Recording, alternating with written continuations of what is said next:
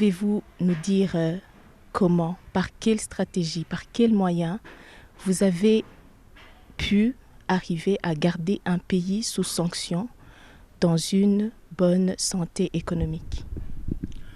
C'est une très bonne question.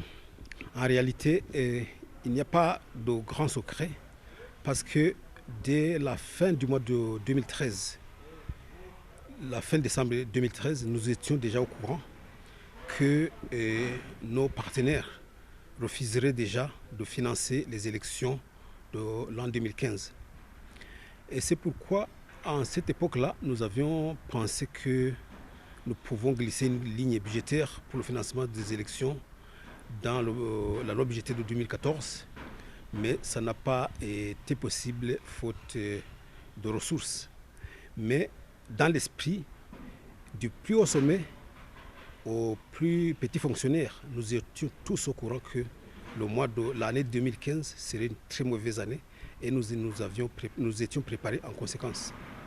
Alors, des réunions fréquentes étaient organisées au niveau de la présidence de la République, de la deuxième vice-présidence de la République, avec le ministère des Finances, l'Office burundais des recettes et la Banque de la République du Burundi, pour nous préparer à une éventuelle chute, baisse des revenus en l'an 2015. Et c'est ce que nous avons fait. Et nous avons géré la trésorerie de l'État en fonction, nous avons géré les dépenses de l'État en fonction de la trésorerie pour éviter une érosion monétaire. Ça, c'est un. Et de deux, nous avons constaté que le Burundi, l'économie burundaise a une très grande résilience du fait que depuis l'an 2010 jusqu'à aujourd'hui, nous avons traversé plus de 15 chocs exogènes très durs, mais qui n'ont pas fait flanchir, sombrer l'économie nationale. Et cette résilience est due en grande partie au labeur du peuple burundais qui travaille beaucoup.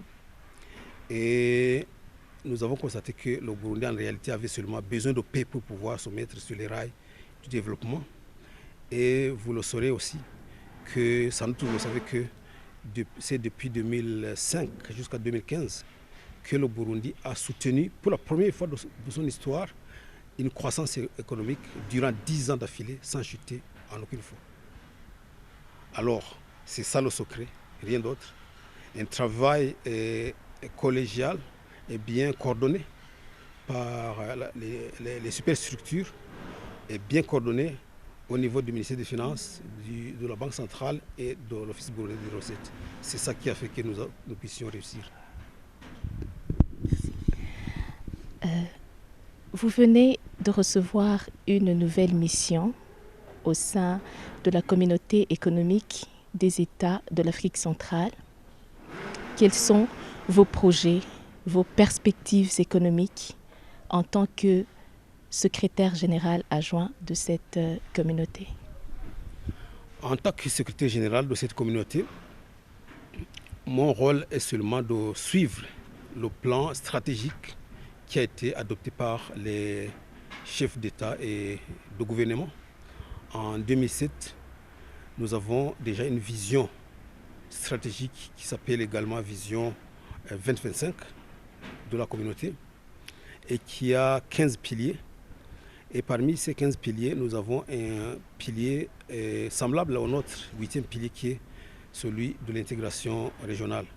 C'est-à-dire, nous y croyons beaucoup.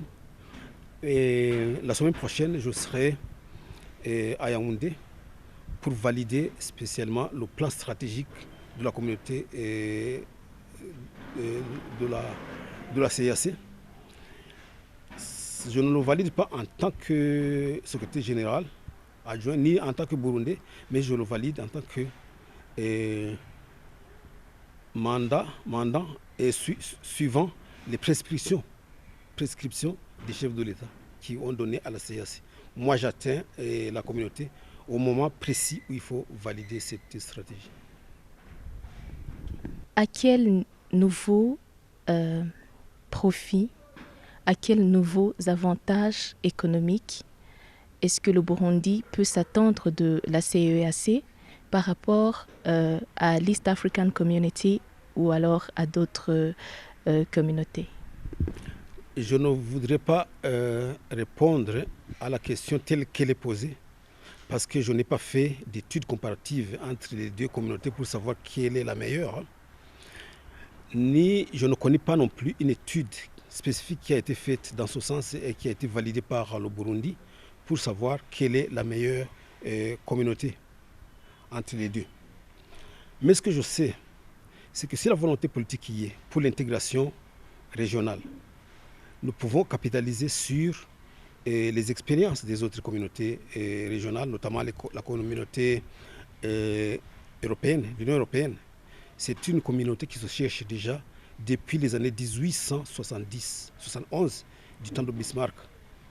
Ça n'a pas réussi parce que les uns et les autres avaient des objectifs plus ou moins différents.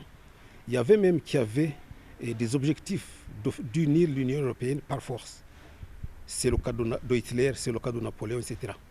Alors, pour notre cas, le cas du Burundi dans les deux communautés que vous citez, l'important c'est la volonté politique de nos dirigeants pour réellement atteindre cette intégration régionale. Toutefois, je vais m'exprimer sur un seul point, celui qui fait l'Union européenne, ce qu'elle est aujourd'hui, c'est le principe de subsidiarité qui consiste à laisser aux États membres leur indépendance dans les décisions qui sont les leurs, mais également, en même temps, en poussant les pays les plus économiquement avancés à aider les plus pauvres, les moins nantis. C'est ça l'objectif, c'est ça qui fera que les deux communautés avancent. Alors, si je me penche sur ce point seulement, j'ai constaté que au niveau de la CAC, au moins les contributions à la vie de la communauté sont faites proportionnellement à la force économique de chaque pays.